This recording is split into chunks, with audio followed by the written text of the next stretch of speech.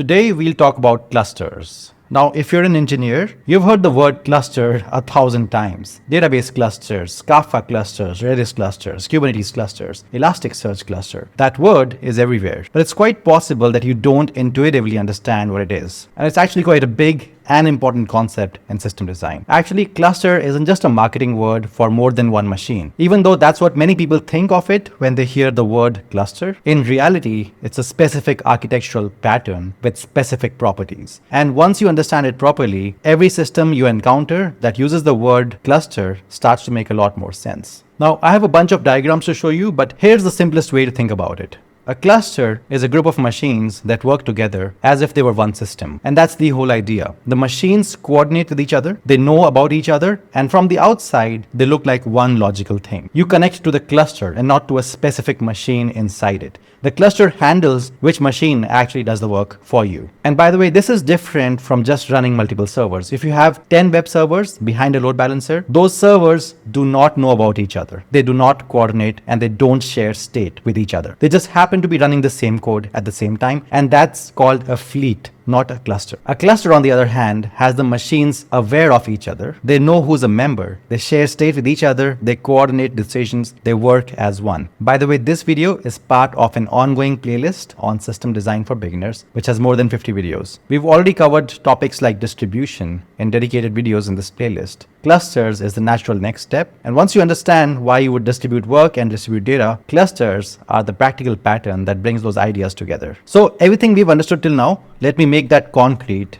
with another example. And this example would be a little bit more familiar to you. So let's take a Redis cluster. You don't run one Redis instance. You actually run multiple instances. So let's say 6 instances. 3 of them could be primaries that hold different shards of your data. The other 3 could be replicas that follow the primaries. They all know about each other. They have a shared map of which shard lives on which machine, and they detect when one of them dies and promote a replica to take over. When your application connects to the Redis cluster, it doesn't pick a machine. It connects to the cluster as a whole. And the cluster does the handling of the request to the machine that holds the shard that you need. So if a machine dies, the cluster handles failover invisibly. But from your application's perspective, there's just one logical Redis. That's the cluster pattern. You have multiple machines, all coordinating, all presenting themselves as just one machine. So I've created a small plan for the rest of this video. So let's go through the plan. We'll first walk through every important aspect of clusters one by one. First, we look at what makes a cluster different from a fleet of machines. Then we look at the 3 things every cluster has to do, like membership, coordination, and failure detection. Then we'll cover stateful versus stateless clusters because they have different concerns. Then we'll talk about the brain of a cluster, the control plane, and why almost every cluster has one. Then we'll talk about split brain, which is the most dangerous failure mode in any cluster. Then we'll take a quick tour of the clusters that you'll see in production. And finally, we'll talk about when do you actually need a cluster and when you don't. By the end of this video, you'll have a complete mental model that applies to every clustered system that you will ever encounter. So let's start with what makes a cluster different from just having more machines. So there are 3 things that have to be true for a group of machines to count as a cluster. First, the machines have to know about each other. Each machine in the cluster has a list of every other machine. They communicate with each other to maintain that list. New machines that join announce themselves, and machines that leave or die get removed. Second, they coordinate decisions. When something changes, like a machine joining, a shard moving, a leader being elected, the cluster as a whole has to agree on what's happening. So every machine is not deciding independently. There's one coherent decision that everyone respects. Third,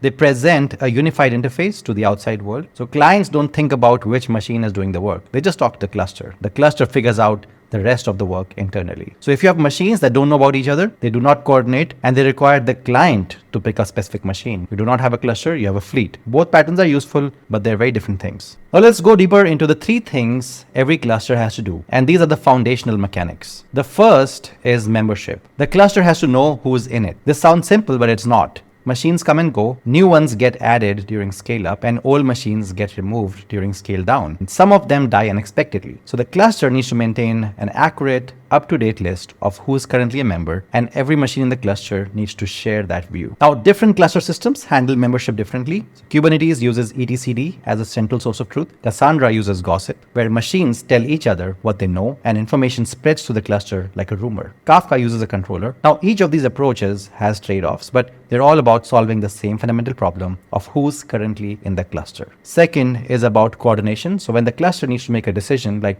promoting a new leader, rebalancing shards, accepting a new member, it needs a way to agree. Coordination usually involves consensus protocols like Raft or Paxos. Now, those are advanced topics, so we will soon have dedicated videos on consensus protocols in the intermediate system design playlist in the near future. The short version of this is that consensus lets a group of machines agree on a single value, even when some of them might be unreachable or slow. The third is failure detection. The cluster needs to know when one of its members has died so it can react. This is harder than it sounds. A machine that's slow looks the same as a machine that's dead. A machine on a broken network looks the same as a machine that's offline. Failure detection usually involves heartbeats. Machines regularly ping each other, and after some number of missed pings, a machine is declared dead. Tuning the timeouts is genuinely hard. So if you're too aggressive, you might end up declaring healthy machines dead during brief network blips. And if you're too lenient, your cluster takes minutes to react to actual failures. So these three things that we discussed, membership, coordination, and failure detection, are the foundation of every cluster. Different systems implement them differently, but every cluster has to do all three. There are two types of clusters. A stateless cluster is one where any machine can do any work. So the machines might know about each other and coordinate, but the work itself is interchangeable. A Kubernetes worker node cluster is mostly like this. Pods can run on any worker, and also an app server cluster,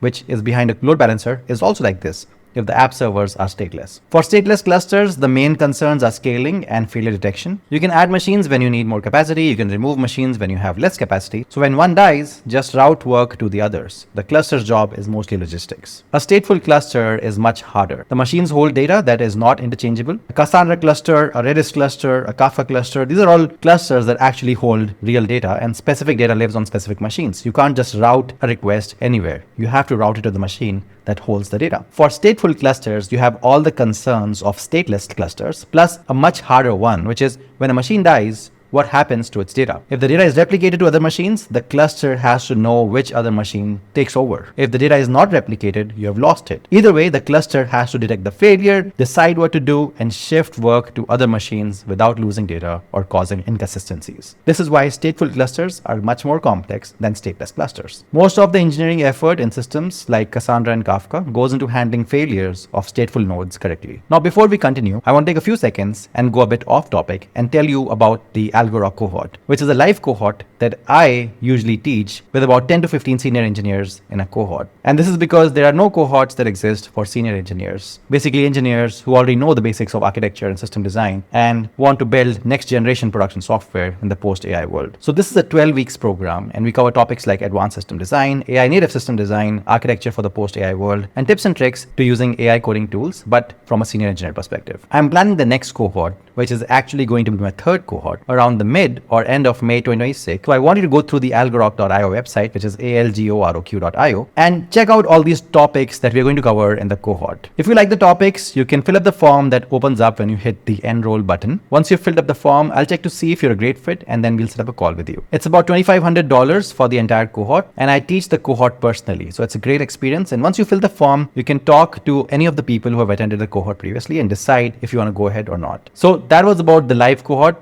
Now, if you want just access to pre-recorded videos, that'll be just $800. All right, now back to the video. Now, let me tell you about something that exists at the heart of almost every serious cluster, and that's called the control plane. The control plane is the brain of the cluster, is the part that makes the decisions, like who's the leader, where do the shards live, when to move data around, how to react to a node failure. It's separate from the data plane, which is the part that actually serves user requests. In Kubernetes, the control plane is a set of components: the API server, the scheduler, the controller manager, etc. These components don't run your applications. They decide where your applications should run. In Kafka, the control plane is the controller, which is historically backed by Zookeeper and now by Kraft or Craft. It decides which broker is a leader for each partition. In a Cassandra cluster, there's no single control plane. They use gossip and a leaderless model. But even there, the cluster has to make collective decisions about membership and routing. The reason you should know about the control plane is that it's usually the thing that's hardest to scale and the most fragile. The data plane can usually scale by adding more machines. The control plane often has tighter limits because consensus is expensive. When you hear stories about clusters failing over at scale, it's almost always the control plane that broke first. Now, let me tell you about the most dangerous failure mode in any cluster. It's called the split brain. Split brain is what happens when a network failure divides your cluster into two groups, and each group thinks the other is dead. Both halves continue operating independently, and both think they're the real cluster. They both accept writes, make decisions, and update the state. Then the network heals, and now you have two halves with conflicting state, and the cluster has no way to manage them or merge them. Some writes have to be discarded, and some data is permanently lost. Every clustered system has to defend against split brain, and the most common defense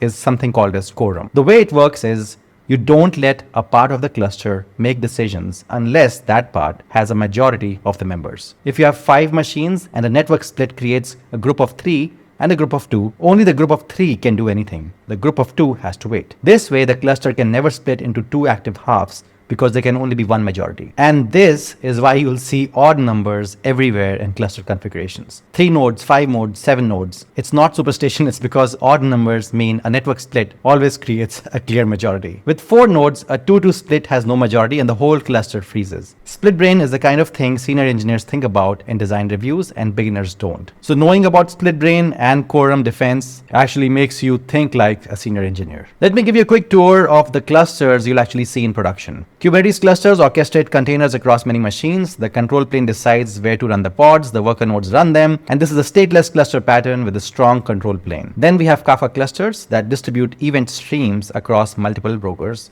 with each topic partition replicated to several brokers. So this is a stateful cluster with a dedicated controller for coordination. Then we have Redis clusters that shards your in-memory data across multiple Redis instances with replicas for each shard. So this is stateful with built-in failover. Then you have Cassandra clusters, which use leaderless replication and gossip for membership. Every node is equal, no single control plane, and genuinely it's peer-to-peer. Elasticsearch clusters distribute search indexes across nodes, with master nodes handling cluster state and data nodes handling queries. So each of these uses the word cluster, and each one is a slightly different application of the same underlying ideas. So you need to have membership, coordination, failure detection, stateful or statelessness, and control plane or peer-to-peer. And once you have the framework, you can look at any clustered system and quickly understand its design. Now this brings me to a very important question, which is, do you even actually need a cluster? So for a lot of systems, the honest answer is no, not yet, because running cluster has real costs. You need more machines, more network traffic, more configuration, more failure modes, and harder debugging. The smallest production cluster of anything is usually 3 to 5 machines, when one machine would have done the job for the actual workload. You start to need a cluster when one machine genuinely is not enough, when the data will not fit, when the load is too high, and when the downtime risk is unacceptable. Until then, a single well-configured machine with regular backups often beats a small cluster on cost, complexity, and even reliability. So the mature engineering instinct is to actually run a cluster when the workload demands it, not because clusters are the standard answer. A lot of teams over-engineered this. They start running Kafka clusters for workloads that Postgres could have handled, or they start running Kubernetes clusters for applications that could have been a single Docker container on a VM. Clusters are powerful, but they're not free. Okay, so let me leave you with one mental model to walk away with. A cluster is a group of machines that present themselves as one system. To do that, they need 3 things: membership, so they know who's part of the group; coordination, so they make collective decisions; and failure detection, so they react when one of them dies. Stateless clusters are mostly logistics. Stateful clusters are where the real engineering complexity lives. Most serious clusters have a control plane that make decisions separate from the data plane that serves requests, and every cluster has to defend against split brain, which is why quorum and odd numbers of nodes show up everywhere. So the next time you see the word cluster in a system design diagram, you'll know exactly what to look for. Is it stateful or stateless? Does it have a control plane? How does it handle membership? What's the failure mode? Those are the questions senior engineers ask, and now you have the framework to ask them also. I'm sure you appreciate how much work and time and effort goes into building these diagrams and making these videos. So do not forget to subscribe. Do share this with your friends. Like this video and drop a comment if you have any questions, and I'll see you in the next video.